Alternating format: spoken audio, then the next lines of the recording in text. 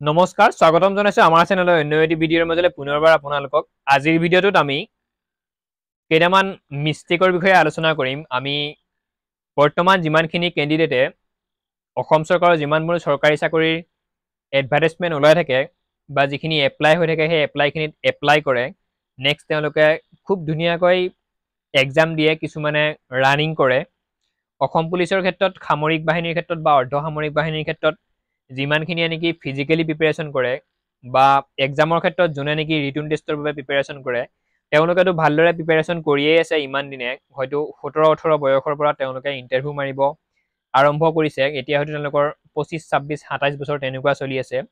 হয়তো ইণ্টাৰভিউৰ অন্তিম বছৰ তেওঁলোকৰ বাবে তো ইমান দিনে যদি তেওঁলোকে কিছুমান মিষ্টেক কৰি আছিল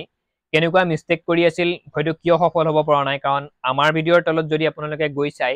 কমেণ্টত এনেকুৱা কমেণ্ট বহুত পাব যে আমি জেনেৰেল কাষ্টত কিয় হয়তো জন্মগ্ৰহণ কৰিলোঁ বা কিছুমানে অবিচি কাষ্টত আমি কিয় জন্মগ্ৰহণ কৰিলোঁ 1 পইণ্টৰ কাৰণে আমাৰ চাকৰি নহ'ল 1 পইণ্টৰ কাৰণে আমি অসম পুলিচত কাট অফ আমাৰ নিমিলিল ফিজিকেল টেষ্টত আমাৰ ৰিটন টেষ্টৰ বাবে নাম নাহিল নেক্সট তেনেকুৱা বহুত দুখ লগা কমেণ্ট আহে বহুত দুখ লগা কিবা কিবি কিছুমানে অকণমান বেয়াকৈও কমেণ্ট কৰে জেনেৰেল কাষ্টক গালি দিয়ে কিবা কিবি এভৰিথিং বহুত কিবা কিবি কৰে তো সেই আটাইবোৰ কমেণ্ট মিলাই বা কিছুমান আমি যে মিষ্টেক কৰোঁ কোনখিনি মিষ্টেকৰ বাবে হয়তো আমি 1-2 পইণ্টৰ বাবে বা কোনখিনি মিষ্টেকৰ বাবে আমি পৰীক্ষাত সফল হ'ব পৰা নাই বা ফিজিকেল টেষ্টত আমি ক্লিয়াৰ কৰিব পৰা নাই ৰানিং সময়ত সেই বিষয়ে আজিৰ ভিডিঅ'টোত আমি সম্পূৰ্ণকৈ আলোচনা কৰিম খুব বেছিতে 10টা মিনিটৰ এই ভিডিঅ'টো হ'ব যদিহে আপুনি নেক্সট প্ৰিপাৰেচন কৰে এডিআৰইয়ে হওক অসম পুলিচে হওক বা যিকোনো কম্পিটিটিভ এক্সাম চৰকাৰী চাকৰিৰ বাবে যদি প্ৰিপাৰেচন কৰে এই ভিডিঅ'টো আপুনি সম্পূৰ্ণকৈ শেষলৈ চাই থাকিব হয়তো 10 মিনিট হ'ব পাৰে ভিডিঅ'টোৰ দীঘল কিন্তু আপোনালোকৰ জীৱনত 1% হ'লেও এই ভিডিঅ'টোৱে কাম কৰিব তো পলম নকৰি কোনকেইটা মিষ্টেক্স আমি কৰোঁ বা তাৰ সলিউশ্যন কি সেই বিষয়ে আলোচনা কৰিব বিচাৰিছোঁ প্ৰথম কথা হৈছে আমাৰ বহুত এনেকুৱা কেণ্ডিডেট আছে অকণমান হয়তো তেওঁলোকৰ চিষ্টেমটো নাজানো কিন্তু তেওঁলোকে ফিয়াৰ অফ ফেইলাৰ বুলি যিটো কথা আছে অৰ্থাৎ তেওঁলোকে ফেইল কৰিবলৈ ভয় কৰে তেওঁলোকে পৰীক্ষাত ওচৰ চুবুৰীয়া হয়তো কিবা ক'ব বা তেওঁলোকৰ অঙহী বঙহী যিয়ে নাথাকক কিয় কিবা ক'ব তেওঁলোকে সেই চিন্তাধাৰা কৰি তেওঁলোকে এপ্লাইয়ে নকৰে কিছুমানে ইমানখিনিও এনেকুৱা কেণ্ডিডেটো মই পাইছোঁ যিখিনি কেণ্ডিডেট নেকি ফেইল কৰাৰ ভয়ত ওচৰ চুবুৰীয়াই কিবা ক'ব এক্সাম ফেইল কৰিলে বা নিজৰ আলহী কুটুম্বই কিবা ক'ব সেই ওপৰত ভিত্তি কৰি কাৰণ সেই কেণ্ডিডেটজনে নিজকে অকণমান স্মাৰ্ট দেখুৱাই তেওঁলোকে কিবা কাৰণত যদি পৰীক্ষাত বহাৰ পিছত যদি তেওঁলোকে ফেইল কৰে যদি ইণ্টাৰভিউত ফেইল কৰে ওচৰ চুবুৰীয়া মানুহে হাঁহিব ফেইল কৰাৰ বাবে তেওঁলোকৰ ভয় লাগে সেইবাবে তেওঁলোকে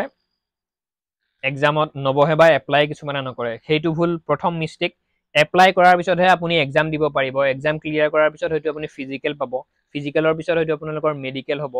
বা এডিআৰই এক্সাম ক্লিয়াৰ কৰাৰ পিছত আপুনি ফাৰ্ষ্ট এপ্লাই কৰিব লাগিব নেক্সট এক্সাম ক্লিয়াৰ কৰাৰ পিছত আপোনালোকৰ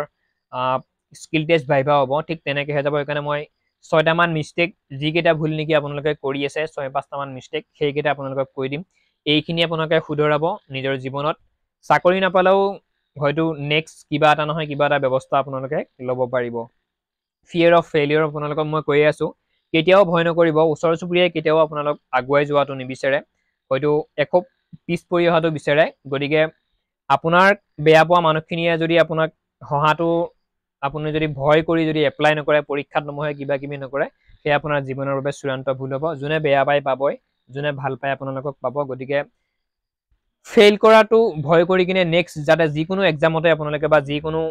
আপডেটতে যাতে আপোনালোকে পিছ পৰি নাথাকে মই সেইটোৱে আপোনালোকৰ পৰা বিচাৰোঁ নেক্সট আমাৰ ছেকেণ্ড এটা অপশ্যন হৈছে আটাইতকৈ খেলি মেলি লগা অপশ্যন যিমানখিনিয়ে প্ৰিপাৰেশ্যন কৰি আছে চৰকাৰী চাকৰি পঢ়া শুনাৰ ক্ষেত্ৰতে হওক বা ফিজিকেল টেষ্টৰ বাবে হওক এটা প্লেনিং নাথাকে প্ৰপাৰ এটা প্লেনিং নাথাকে তেওঁলোকে যেতিয়াই মন যায় তেতিয়াই হয়তো পৰীক্ষাৰ এমাহ আগত এডমিট অহাৰ এমাহ আগৰ পৰা তেওঁলোকে পঢ়া ষ্টাৰ্ট কৰে এডমিট অহাৰ এমাহ আগৰ পৰা তেওঁলোকে ৰানিং ষ্টাৰ্ট কৰে এটা প্লেনিং নকৰে টাইম টেবুল তেওঁলোকৰ নাথাকে চিলেবাছ তেওঁলোকে চিলেবাছ নেচায়েই এনি তেনি য'ৰ পৰা নহওক তোৰ পৰা পঢ়ি থাকে কিতাপ ইউজ নকৰে ইউটিউবৰ পৰা ভাল চেনেলো তেওঁলোকে ইউজ নকৰে মুঠতে একো নকৰে কেৱল তেওঁলোকে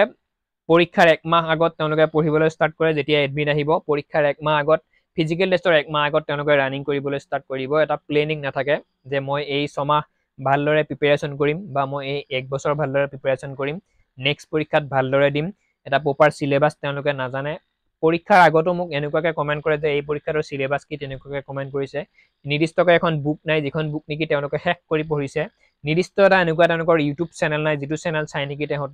তেওঁলোকে ভালদৰে পৰীক্ষাৰ প্ৰিপাৰেচন কৰিছে তেনেকুৱা একোৱেই নাই তো প্ৰপাৰ প্লেনিং যদি আপোনাৰ নাথাকে যদি আপোনালোকে প্লেন নকৰে মই ইমানখিনি টাইমৰ পৰা ৰাতিপুৱা 6টা বজাৰ পৰা 8টা বজালৈকে পঢ়িম তাৰপিছত নিজৰ কাম ৰাতি আকৌ 7টা বজাৰ পৰা 9টা বজালৈকে পঢ়িম এটলিষ্ট যদি 2 বছৰ বা এবছৰ যদি আপুনি 5 ঘণ্টাকেও যদি নিটো পঢ়ে তেতিয়াহ'লে হয়তো আপোনালোকৰ এক্সামটো ক্লিয়াৰ হৈ যাব সেইটো কাৰণে এটা প্লেনিং লাগিব লগতে আপোনালোকৰ টাইম টেবুল লাগিব পৰীক্ষাটোৰ সিলেবাস কি আপোনালোকে জানিব লাগিব সেই সিলেবাস অনুযায়ী আপোনালোকে কিতাপ পঢ়িব লাগিব খৰচি মাৰি লগতে ৰিজনিঙে হওক বা মেথছৰে হওক বুজি পাবৰ বাবে যদি আপোনাৰ মেথছত দুৰ্বল নিৰ্দিষ্ট কিছুমান ইউটিউব চেনেল আছে আজিকালি গমেই পায় সেইবোৰৰ লগতো আপোনালোকে জড়িত হ'ব লাগিব যদি এক্সাম ক্লিয়াৰ কৰিম বুলি ভাবিছে মোৰ লগৰ এজনৰ উদাহৰণ দিব বিচাৰিছো তেওঁ এতিয়া বৰ্তমান 3rd গ্ৰেড হয়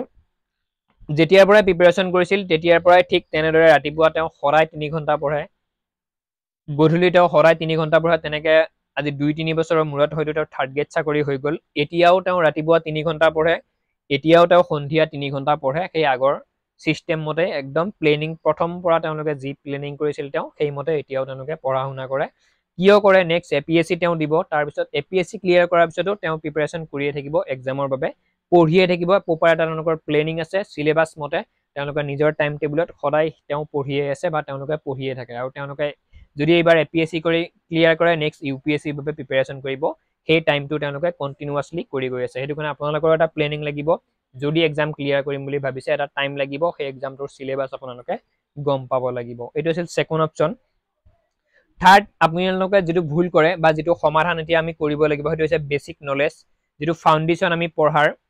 যিহৰে নহওক মেথছৰে হওক ৰিজনিংৰে হওক ইংলিশ গ্ৰামাৰৰে হওক জিকে জিএছৰে হওক যিহৰে নহওক আপোনালোকে ফাউন্ডেশনটো ক্লিয়াৰ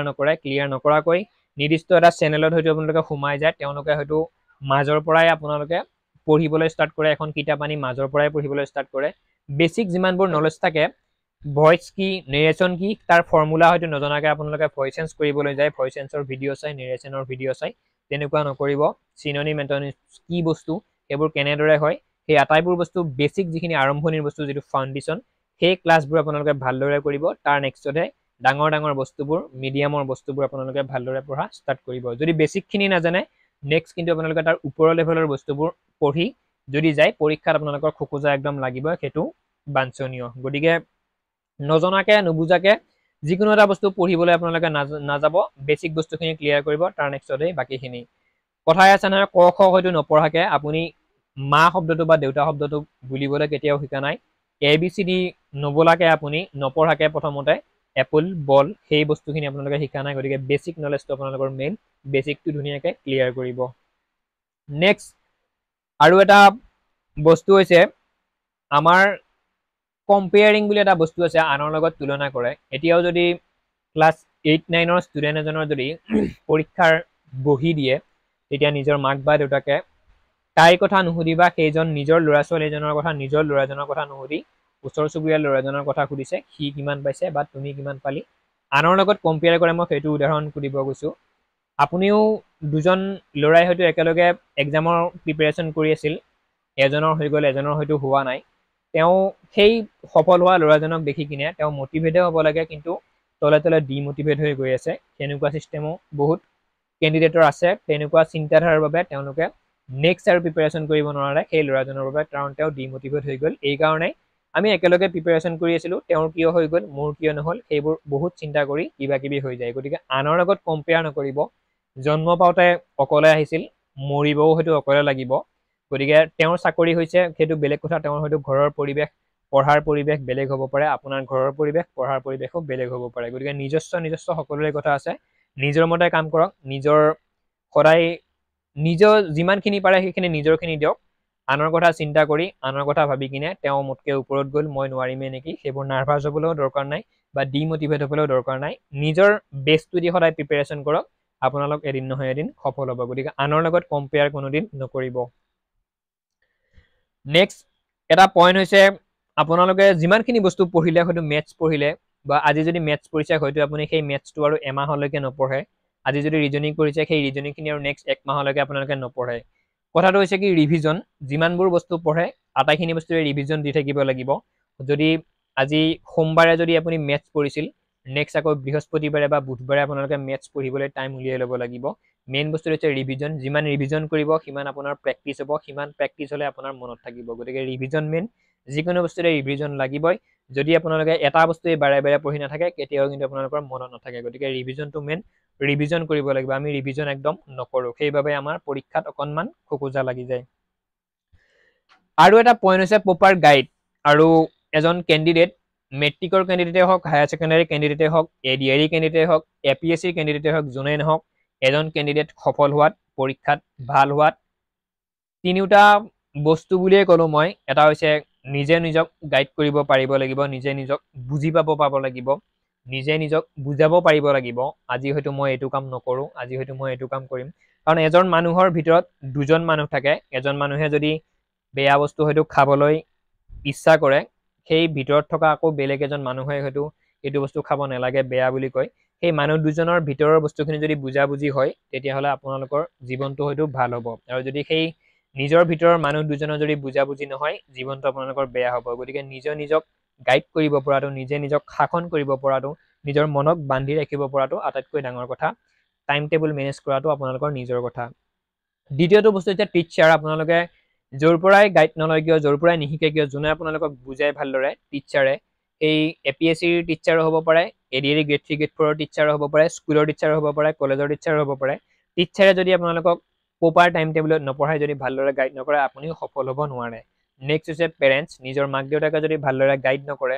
পঢ়ি থকা টাইমত যদি এডিআৰই গ্ৰেড 4ৰ কেণ্ডিডেট এজনক যদি পঢ়ি থকা টাইমত যদি কিবা কাম পাছে এভৰিথিং কিবা কিবি যদি কথা শুনে থাকে ঘৰৰ পৰা সেই কেণ্ডিডেটজনৰ হয়তো পঢ়াত মন নবহে লাগিলে যিমান ডাঙৰ কেণ্ডিডেটে হওক যিমান ভাল কেণ্ডিডেটে হওক বেয়াই হওক যদি নিজৰ অভিভাৱকে যদি ভালদৰে গাইড নকৰে সেই ল'ৰা বা ছোৱালীজন সিমান এটা হয়তো ভাল নহয় তেওঁ যিমান সপোন দেখিছিল এইখিনিয়েই ইমানখিনি মিষ্টেক বা ইমানখিনি বস্তু যদি আপোনালোকে ক্লিয়াৰ কৰে মই আপোনালোকক যিকেইটা পইণ্ট ক'লোঁ সেই পইণ্টকেইটা যদি ভালদৰে ক্লিয়াৰ কৰে নেক্সট হয়তো এডিআৰইয়ে হওক অসম পুলিচেই হওক ভাৰত চৰকাৰৰ চাকৰিয়ে হওক আপোনালোকে হয়তো ক্লিয়াৰ কৰিব পাৰিব তো সম্পূৰ্ণ ভিডিঅ'টো ইমানেই আছিল প্ৰিপাৰেশ্যন আপোনাৰ এডিআৰই 3.0 আহিব কিন্তু হয়তো এবছৰ 1.5 বছৰ দেৰি হ'ব অকণমান দেৰি হ'ব কিন্তু এই এপইণ্টমেণ্টখিনি যোৱাৰ পিছত নেক্সট আকৌ ৰিক্ৰুটমেণ্টৰ নটিফিকেশ্যন মুখ্যমন্ত্ৰী মহোদয়ে জাৰি কৰিব বুলি ইতিমধ্যে কৈ আছে তো ভালদৰে প্ৰিপাৰেশ্যন কৰক ৰিভিজন কৰক আনৰ লগত নিজক কেতিয়াও তুলনা নকৰিব কোনোবাই দামী গাড়ী লৈ ঘূৰিব পাৰে আপুনি হয়তো পৰা নাই সেয়া আপোনালোকৰ বৰ্তমান হোৱা নাই হ'ব নেক্সটত কষ্ট কৰাৰ পিছত সফল হ'ব তেতিয়া আপোনালোকৰো ভাল হ'ব তেওঁলোকৰ নিচিনাই সম্পূৰ্ণ ভিডিঅ'টো ইমানে আছিল কিবা যদি ভুল হ'ব পাৰে কমেণ্ট কৰিব মই আপোনালোকৰ কমেণ্টৰ পৰা হয়তো শিকিব পাৰিম সম্পূৰ্ণকৈ শেষলৈ ভিডিঅ'টো চোৱাৰ বাবে পুনৰবাৰ ধন্যবাদ জনাই আমি আকৌ লগ পাম অন্য এটা ভিডিঅ'ত আজিলৈ সামৰিছোঁ জয় আই অসম